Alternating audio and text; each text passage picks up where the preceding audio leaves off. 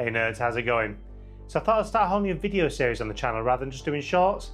Now I thought I'd do a beginner's guide for some things because most of the tutorials I watch, I have to watch another tutorial before that to know what's going in that, and then another tutorial for that video. So I thought I'd start right from the basics. Being a beginner myself, I thought it'd be good to do a beginner's series from the perspective of a beginner. So we're going to start with the basics of cutting things off the sprue and building your first miniature. So grab your snips, let's go check it out. Okay, so you have your chosen box of miniatures. I'm going to be using this Blood Bowl box today as it's great for practice and for showing examples. Onto the tools we're going to need. First up is something I definitely wouldn't cheap out on, and that's a good pair of cutters.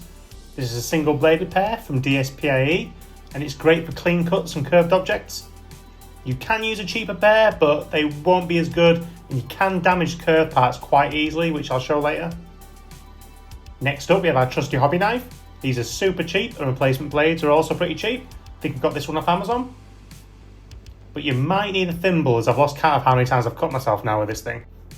If you don't want to risk it when removing mould lines, then you can use a tool like this one from Citadel, but it's a bit expensive, so I'll leave that one up to you. To me, extra thin cement is my cement of choice. It's got loads of uses and doesn't insta-melt your minis if you drip it anywhere. Although not necessary, you can use plastic putty to fill gaps, but you can also use regular putty or sprue goo, which I'll cover in a future video. Some form of sanding material is also great to have, from sanding connecting pieces to sanding down parts you've filled, or later down the line, sanding putty you've used for kit bashing and stuff. I've got various grits, which is a bit overkill, but these are great as they're flexible, you can cut pieces off for hard to reach areas, and they're reusable and waterproof. You've got some even finer grits for buffing. DSP's stuff is available in most places, so make sure to check them out. For a cheaper alternative, you can get these little sanding sticks off Amazon. They come in various grits and are really good for reaching tricky areas. When it comes to basing and using other materials, super glue is always good to have around, but we won't be using that one today. So we'll have our tools ready, let's get building. So nice and straightforward, let's get our sprues out of the box. We take our cutters, and we always have the flat side of the clippers facing the mini. This allows us to get as close as possible and to leave us less work later on. You might need to rotate the sprue and get the angle right, but just take your time, because if you cut something off you shouldn't, it's hard to next to impossible sometimes to recover the piece. Curved items such as cloaks and shoulder pads can be a pain. This is where a good pair of cutters come in handy. But if you're nervous about damaging anything, just cut slightly above the piece and you can tidy it up later with a knife. A good example is a piece like this. If you use a cheap pair of cutters, it can actually damage the piece quite easily. You can use putty or sprue goo to repair it, but it's a lot of unnecessary time and effort. And this hobby is already time consuming as it is. So as you can hopefully see, after cutting there's little bits of connecting sprue on the piece. It's always a good idea to take a mental note of how many snips you made to a piece so you don't spend ages scanning around. But to remove these, we'll just take our trusty knife and slowly, carefully run it along where the sprue part is. Imagine peeling an apple with a knife, technique-wise. Again, curved pieces are a bit trickier, but just take your time and follow the curve of the plastic. So this is where we can use the back of the knife to remove any mould lines, but for safety's sake, we'll use this today. Just find any lines and scrape them off. If there's any scrapes left on the piece, we can use a fine sanding sponge, or a little trick that I'll show you in a bit. For any rough parts left over, we just take our sanding stick or sponge, and starting with a higher grit like 400 or 600, we just sand in one direction, and keep it as smooth as possible. Then I like to take a really fine grit between 1000 and 2500 to make it ultra smooth. You can also use nail buffers as they're really cheap and easily available, but make sure to check the grit first. If there's any rough parts remaining and it doesn't look quite smooth, I like to take some Tamiya Extra Thin and brush a thin layer over the top. This dissolves a very thin layer, and once primed you can't even tell. Do not try this with Citadel glue or equivalent, as it can go quickly wrong and start dissolving things. Trust me from experience. Make sure to screw the cap on a little bit between uses as well. Spilling this does not make for a fun time. It might sound a bit boring, but make sure to give the instructions a good scan and get a feel for how the mini fits together. In other kits, it pays to have a good read as well, as there's sometimes several variations of the models, and if you just paint them like I do, it's good to know what your options are. Now mine won't ever look quite this good, but you never know. So we first check the numbers of the pieces we need, and they correspond to what's on the sprue.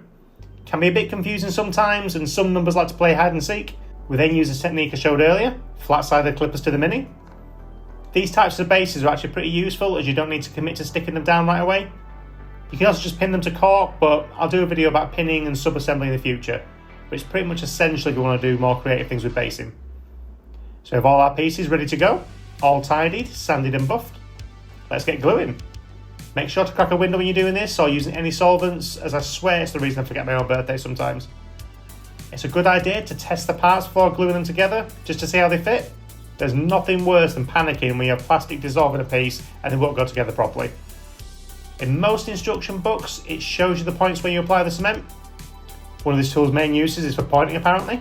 As you can see, the parts highlighted in yellow is where you apply the cement. This one isn't as useful, but it gives you a good idea. So we take our applicator, brush off the excess so it doesn't drip anywhere, and apply it to the connecting section. I like to apply it to both sides, but it's not overly necessary. Now the most important part here is applying pressure. This will limit any gaps from forming and it ensures it's held in the correct position. So for any small gaps you do get, you don't always have to use putty or goo. You can just apply an extra thin cement to the seam and apply pressure. This dissolves a very thin layer and helps to get rid of the gap. This to me at extra thin is the best for making sprue goo, and I enjoy this putty as well. I think it'll come down to preference and price, to be honest. Also, the applicator makes life so much easier. I actually got a piece missing from this. I don't think I've cut it off and it's not on the sprue. I'll have to search that later. As I was saying earlier, there's options sometimes on models.